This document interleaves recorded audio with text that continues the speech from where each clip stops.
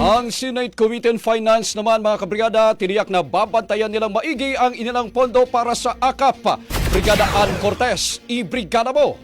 Brigada Live Report. Naniniwala si Senate Committee on Finance Chairperson Senadora Grace Poe na angkop sa fiscal priorities ng gobyerno o pagpapalago ng bansa ang nilagdaang 2025 General Appropriations Act o 2025 National Budget. Ayon kay Poe, upang matiyak na walang magagamit sa mga personal na interes at madodobleng programa, ay binigyan din itong babantayan nilang maigi ang pagpapatupad ng ayuda para sa Kaposang Kita program.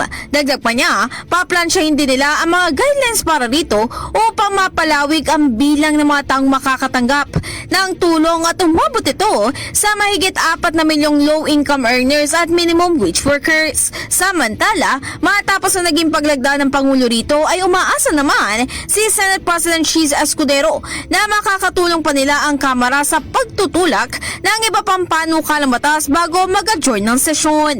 In the heart of changing lives, ito si Brigada Ann Cortez ng 105.1 Brigada News FM Manila, the Music and News Authority. Brigada Balita Nationwide sa tanghali.